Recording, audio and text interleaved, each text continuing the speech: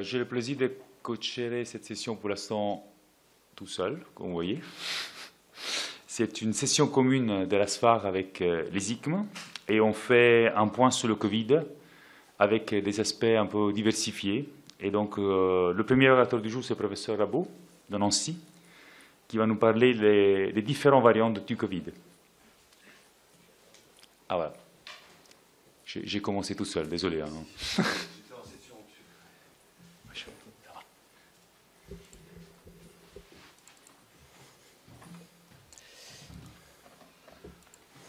Merci beaucoup.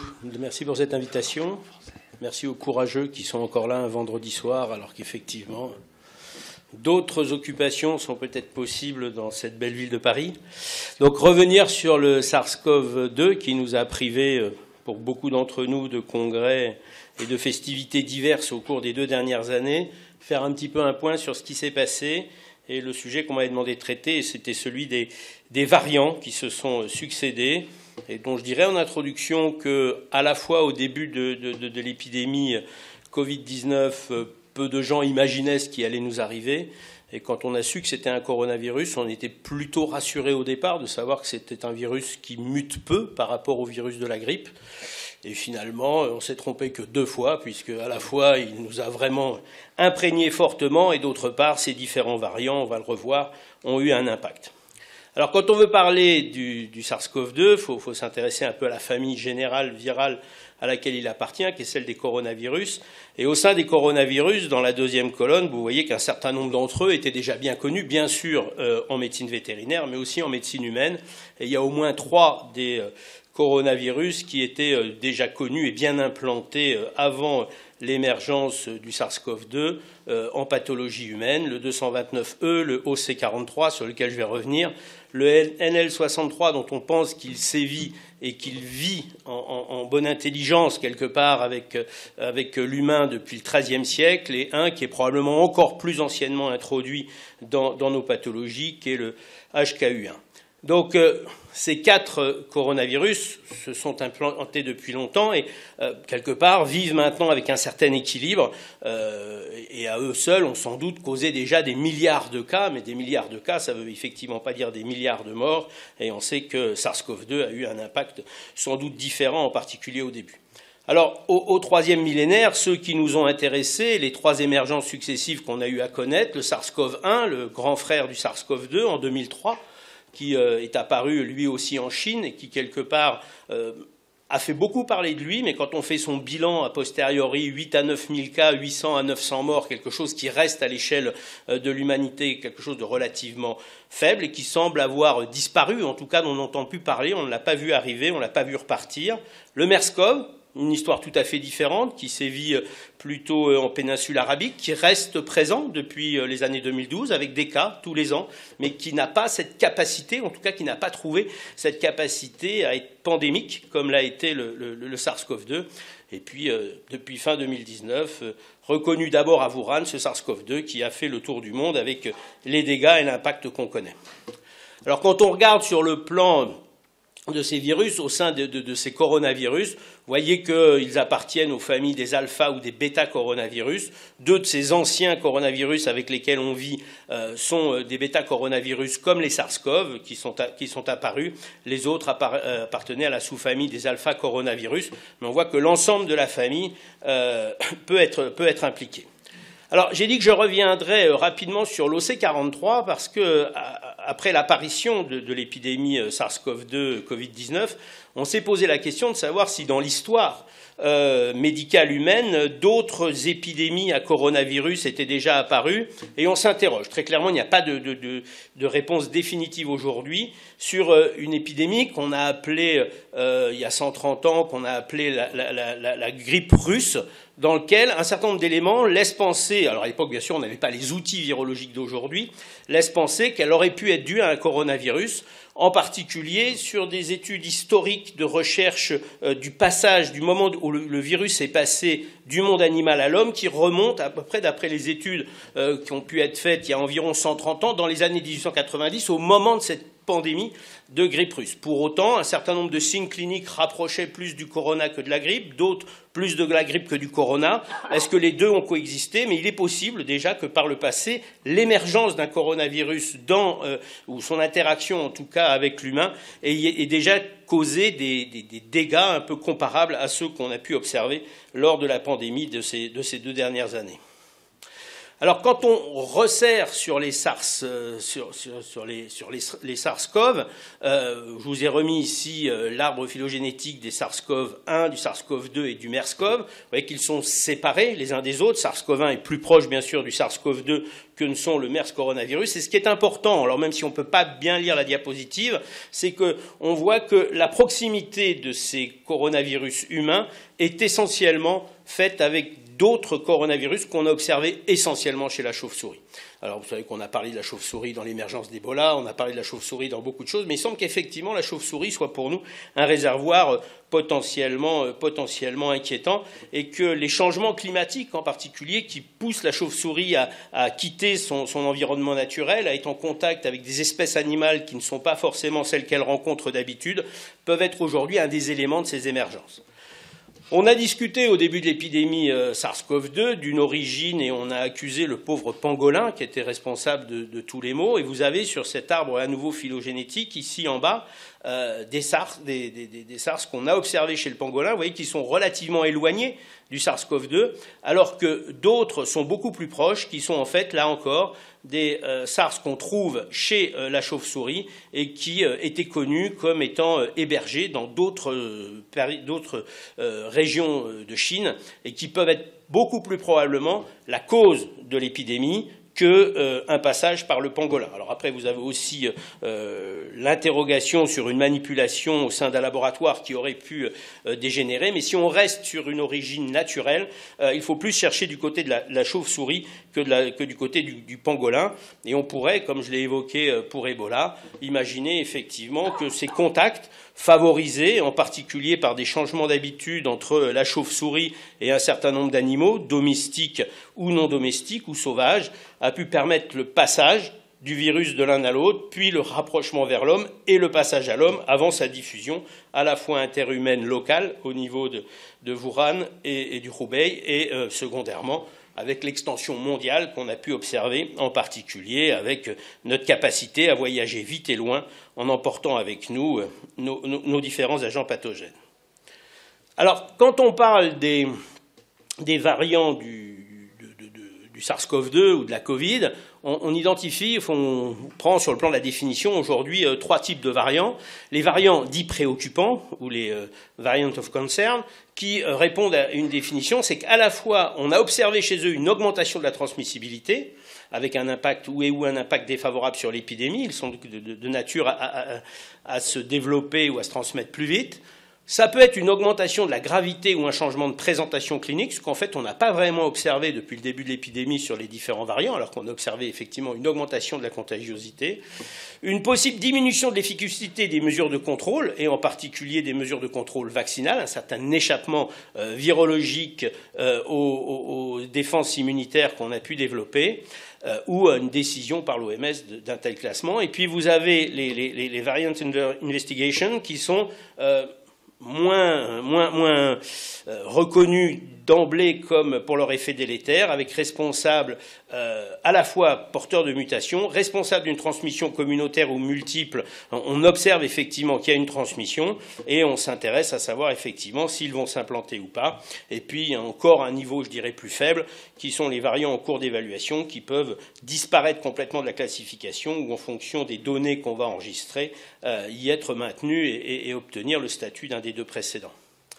Alors, chaque fois qu'un variant apparaît, suite à des mutations, les 3 grandes questions qui se posent, c'est est-ce que cette mutation est favorable au virus parce qu'elle augmente sa transmissibilité, et un certain nombre de mutations ont été reconnues comme favorisant la transmissibilité du virus.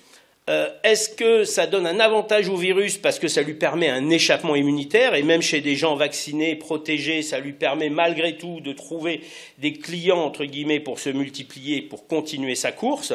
Et ou est-ce que ça lui donne un avantage en termes de gravité, ce qu'on regrette, ce qu'on redoute, nous, sans doute plus en tant que médecins, mais qui, je le redis, jusque-là, n'a pas été observé avec ces différentes souches successives qui ont plutôt une gravité conservée, voire une gravité diminuée, et pas une gravité augmentée. Il faut se rappeler aussi que dans l'intérêt même du virus, si tant est qu'on puisse parler de l'intérêt du virus, la majoration de la gravité n'a aucun intérêt pour lui. Le virus n'a aucun intérêt à décimer les personnes qui lui servent à se multiplier, et son intérêt est plus d'essayer de trouver un équilibre, comme le sont les 4 précédents que j'ai signalés, qui aujourd'hui donnent, je dirais, des simples rhumes, mais qui leur permettent de pouvoir passer facilement de l'un à l'autre, de trouver, de se multiplier et de persister, alors que si la létalité est forte quelque part, c'est plutôt un bout de chaîne qu'une persistance qui leur est assurée.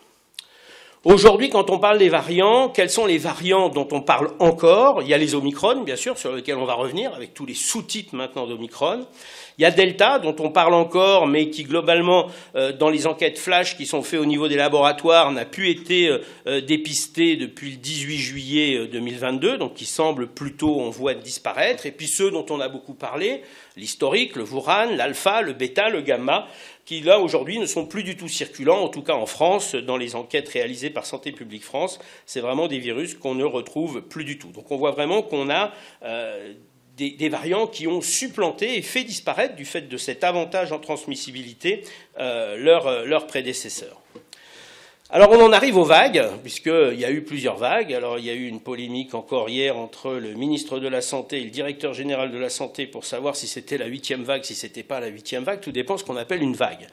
C'est vrai qu'au début de l'épidémie, ce qu'on a appelé une vague, c'est ce qui nous préoccupait, nous, c'était les taux d'occupation des réanimations et l'incapacité dans laquelle pouvait être éventuellement le service de santé à faire face à l'afflux de malades. Et là, on voit effectivement les vagues réanimatoires, avec la première, dont tout le monde se rappelle, mars-avril 2020, puis la deuxième, la troisième, les 2 premières étant dues à Wuhan, la troisième étant due au variant alpha, puis apparaît Delta au milieu de l'année 2021, avec une reprise de Delta fin 2021, début 2022, et puis là, l'apparition de Omicron, avec déjà 3 vagues successives dans lesquelles des Omicron, BA1, BA2, puis aujourd'hui BA5, sont impliqués. Donc en termes de vagues, est-ce qu'aujourd'hui on est au début d'une 8e vague réanimatoire? Je dirais pas encore, et on peut espérer que peut-être elle n'aura pas lieu.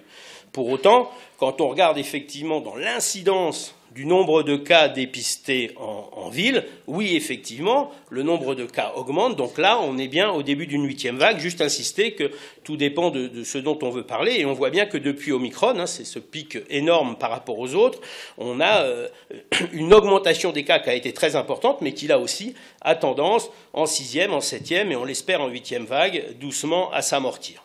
Et on voit que ceci est vrai quand on regarde plusieurs choses. Si on regarde par le prisme des actes médicaux de SOS Médecins, la première vague d'Omicron a été suivie d'un nombre de consultations très important. Pour autant, quand on regarde en bas à gauche quel a été l'impact hospitalier, l'arrivée aux urgences, on voit qu'il a été beaucoup plus modéré. Donc on voit qu'on passe d'une pathologie avec une gravité et un devenir hospitalier vers une pathologie qui existe toujours, qui justifie entre guillemets un avis médical, mais qui pour autant ne justifie pas un afflux vers l'hôpital et un encombrement de ce dernier. Donc quand on regarde les fameux variants qu'on a tous en tête, alpha, delta, omicron, et puis bêta et gamma, dont on a moins parlé, je vous rappelle que bêta c'était ce variant en provenance d'Afrique du Sud, qu'on a craint là aussi au début de l'année 2021, qui est arrivé à peu près en même temps qu'alpha, et on s'est demandé qui des deux allait gagner, sachant que bêta posait un problème par rapport à la vaccination qu'on mettait en place en même temps. On observait qu'alpha avait une bonne efficacité sur... le vaccin avait une bonne efficacité sur alpha qui était sans doute moindre sur bêta, et on a craint que ce gains, entre guillemets, par rapport à l'immunité, donnent à bêta un avantage qui lui permette de dominer alpha. En fait, la transmissibilité d'alpha fait que globalement, c'est lui qui a gagné cette bataille et qui s'est implanté, bêta étant resté chez nous quelque chose d'assez minoritaire. Alors, dans l'est de la France, on a connu un début d'épidémie bêta, dans Moselle en particulier, mais qui là aussi a été très vite supplanté par alpha. Donc en fonction de ces différents variants, je vous ai simplement entouré ici ce qui sont les mutations d'intérêt pour ces différents variants, mutations qui en général leur ont permis d'expliquer une meilleure capacité en particulier à adhérer aux cellules humaines et donc avoir une transmissibilité supérieure à celle qu'avaient ses prédécesseurs, et donc petit à petit de se supplanter les uns les autres.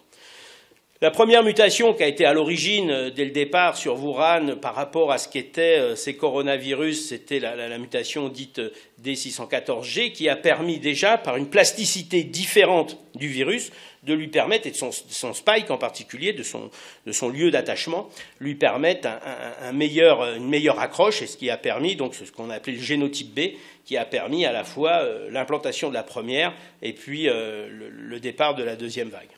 Vous avez ici figuré sur ce graphique, en fonction des différents virus, la taille correspondant à la fois à la transmissibilité, le fameux R0, on reviendra sur ce R0, parce qu'il y a un R0 intrinsèque, c'est vrai que les virus sont plus transmissibles, pour autant ça ne veut pas dire que le R0 observé en population était tout à fait ce qui était attendu.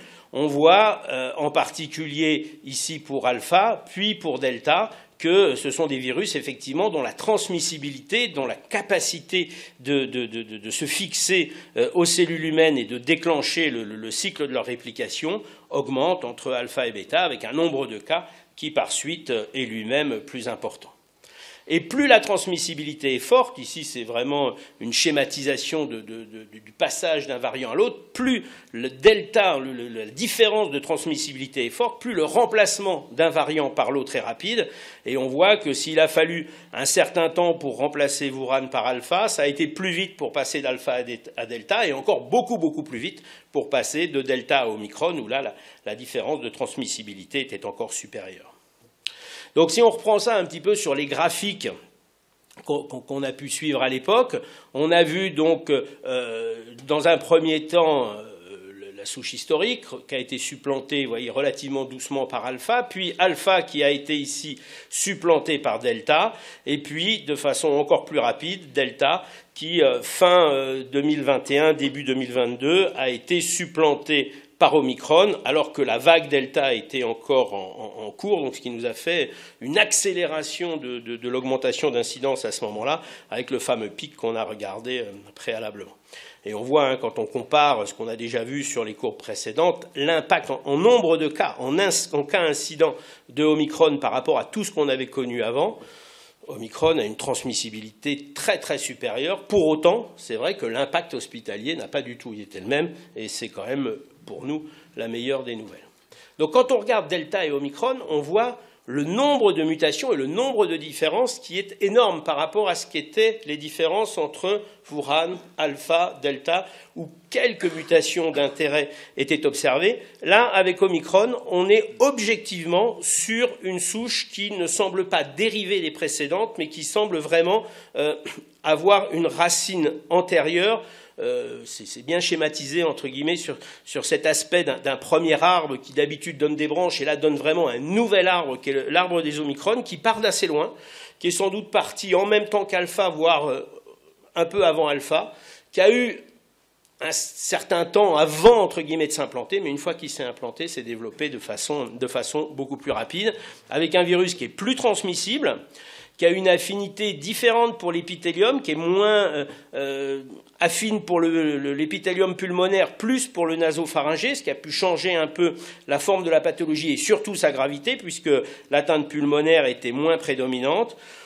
Moins dangereux, c'est toujours difficile à dire, mais en tout cas moins impactant directement sur le poumon, moins immunogène, ou en tout cas par rapport aux anticorps développés soit face au vaccin bâti sur Wuhan, soit suite à une infection alpha ou delta, plus résistant entre guillemets à l'effet des anticorps, on y reviendra, avec cet échappement immunitaire qui explique les vagues. Et puis en plus, au sein d'Omicron, vous avez ici Omicron B1 qui a été remplacé par Omicron B2, un petit peu par B4, aujourd'hui par B5.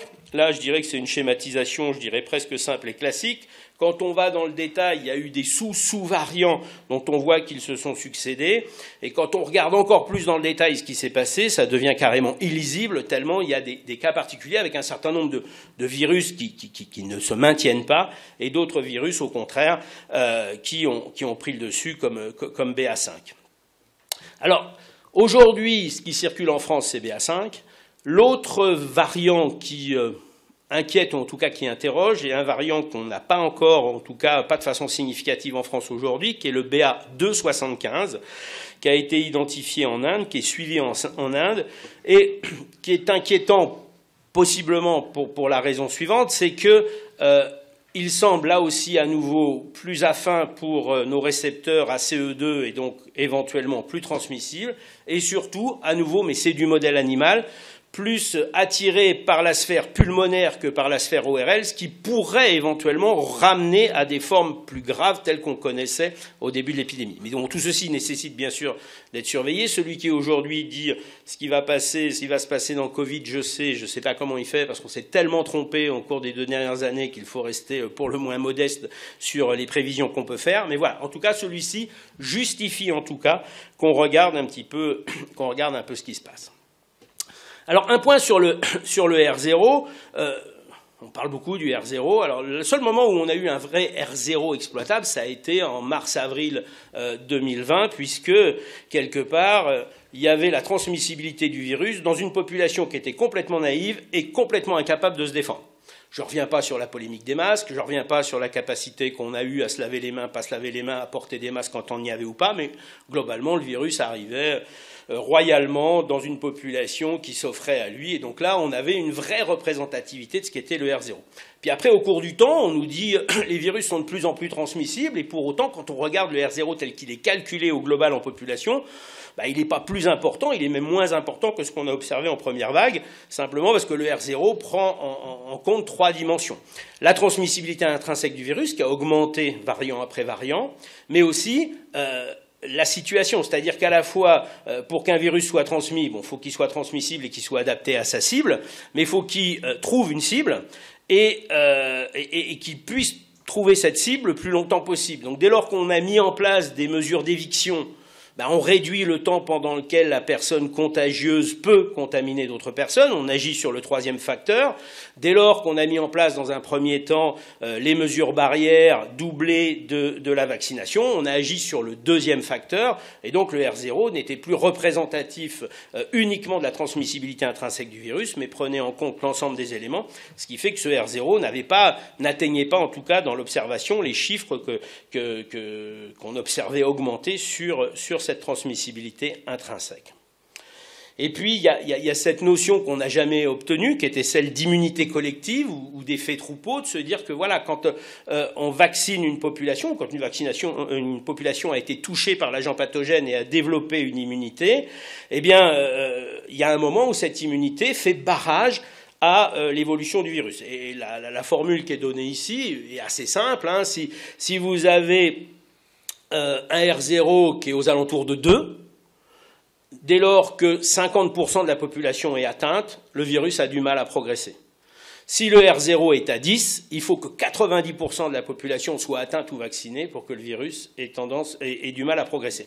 Alors on a eu beau vacciner, on a eu beau mettre des mesures barrières, le virus a continué à progresser, mais il a progressé aussi parce que, on l'a dit, du fait des variants successifs, l'immunité qui avait été acquise dans les phases précédentes n'avait pas forcément ou avait une moindre efficacité. On va y revenir sur les phases ultérieures. Alors, est-ce que par rapport à Omicron, on observe une moindre efficacité vaccinale? C'est vrai qu'on a une population française qui, contrairement à ce qu'on a craint à la fin des années 2020, a été quand même... Alors, peut-être avec quelques mesures coercitives, je le reconnais, mais en tout cas, c'est adapté à la vaccination, et ça, quand même, on a des taux de vaccination en dehors de l'enfant qui n'étaient pas la cible, qui sont bons, et on a un vaccin dont on a pu démontrer en 1 puis en 2 doses, en particulier pour les vaccins ARN, que sur les souches alpha ou sur les souches delta, il était parfaitement efficace. on a même démontré que la vaccination sur ces souches avait la capacité quelque part à réduire, pour les personnes vaccinées, même si elles faisaient la maladie, la capacité à multiplier, à sécréter le virus, et donc avait une efficacité sur la contagiosité. Pour autant, quand on regarde ce qui se passe depuis qu'on est face à Omicron, le nombre de personnes qu'on identifie positives alors qu'elles ont été vaccinées est particulièrement important, démontrant quelque part l'inefficacité du vaccin à lutter contre la transmission, contre la contagiosité, contre la réplication virale, même s'il peut être efficace sur les formes graves. Donc aujourd'hui, la question qui se pose, et vous avez sans doute lu le dernier avis de la Haute Autorité de Santé, donc le dernier est du 20 septembre, l'avant-dernier est du 5 septembre, la question est de se dire il faut qu'on réadapte nos vaccins de façon à ce qu'ils prennent vraiment en compte ces souches Omicron. D'abord, les premiers vaccins qui ont été développés ont été une association de vaccins, je dirais, anti-Wuhan et anti-BA1, puis aujourd'hui, anti-Wuhan et anti-BA5. Et on observe, quand on regarde les résultats, que le fait d'utiliser ces vaccins augmente en tout cas le taux d'anticorps spécifiquement dirigés contre ces virus. Est-ce que l'efficacité clinique sera celle qu'on attend? C'est une chose qui bien sûr, nécessitera d'être suivie en vie réelle. Mais on a vraiment aujourd'hui, et c'est l'avis de la HAS, un vrai intérêt à mettre aujourd'hui en place des vaccins bivalents et non plus le vaccin monovalent historique, puisqu'on dispose aujourd'hui de ces vaccins qui ont la même innocuité que les précédents et qui vont nous permettre de reprendre un avantage, ou en tout cas de diminuer notre désavantage par rapport aux précédents. Donc ça a été fait avec le BA1, c'est ce qui était montré sur cette diapo-là, et là avec le BA5, où là encore, les taux d'anticorps observés sont au moins le double de ce qu'on observe par rapport au BA5 virus, si on n'ajoute pas cette bivalence dans le vaccin. Autre élément par rapport à Omicron qu'on a observé, ce qui est clair, c'est qu'aujourd'hui, il y a une moindre efficacité des anticorps monoclonaux, les anticorps monoclonaux ayant été bien sûr construits contre les souches précédentes.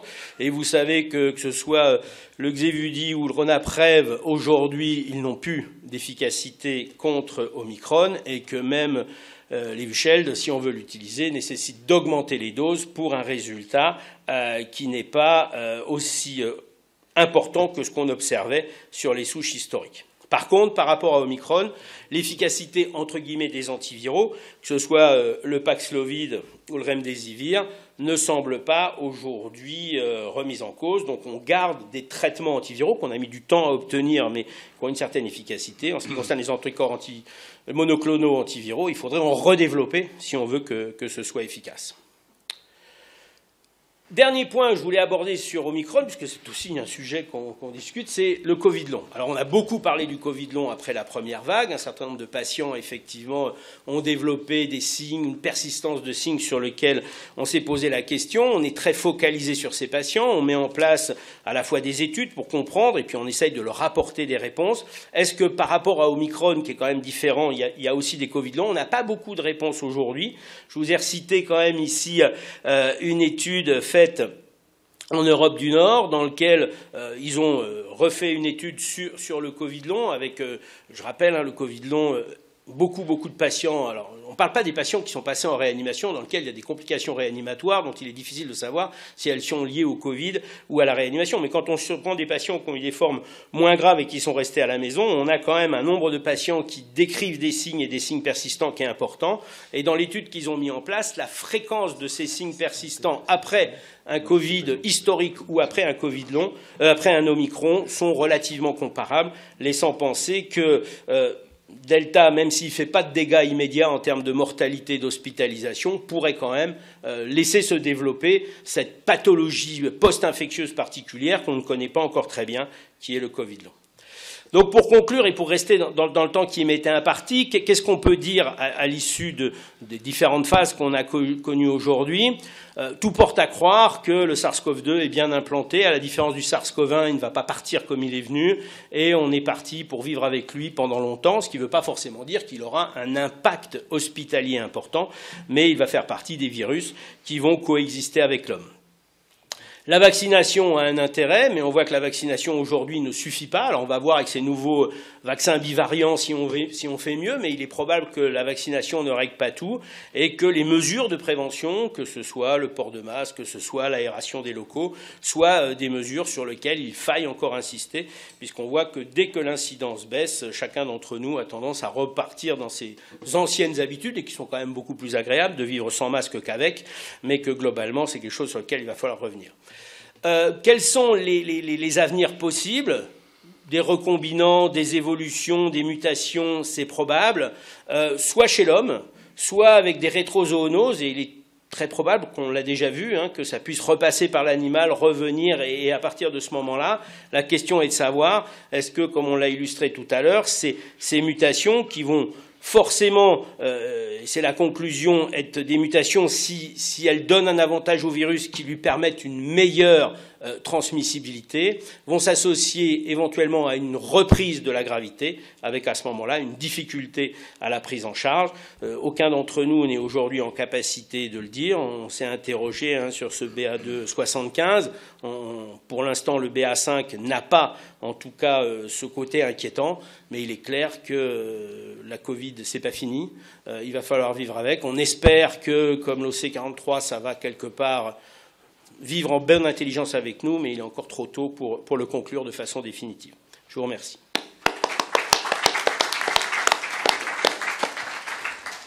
Merci. On a la place pour une petite question rapide. Pas de questions par action? Oui. Moi, j'ai une question rapide. Nous, on prend encore du plasma en Belgique pour les patients immunodéprimés, pour essayer, quand ils ont pas de réponse, pas de clearance du virus. Est-ce que le fait d'avoir un meilleur contrôle du virus a diminué le nombre de donneurs de plasma pour les nouvelles variantes? Parce qu'on est moins intéressé par le plasma, l'étude négative, c'est moins disponible, du coup moins d'anticorps naturels. En France, on utilise plutôt les anticorps monoclonaux que les variants de patients convalescents. Donc on n'a pas cette limite, entre guillemets. Donc je vous avoue que dans ma pratique, je ne sais pas si on a été limité en stock de plasma de patients... De patients préalablement infectés. On utilise les Vuched avec les limites que j'ai données, qui sont le fait que ça marche moins. Et puis, on essaye aussi, non plus en prophylactique, mais en réaction, à utiliser les traitements antiviraux. Mais je ne pourrais pas vous dire si nos stocks augmentent ou diminuent. Je n'ai pas l'impression qu'on les mobilise beaucoup. D'accord. Je crois qu'il y a Karine Lacombe à Saint-Antoine qui continue à faire du plasma, et je n'ai pas de notion qu'ils aient de rupture de stock. Mais il y a peut-être moins de demandes aussi. C'est devenu très très ciblé. D'accord. Merci beaucoup en tout cas. Merci.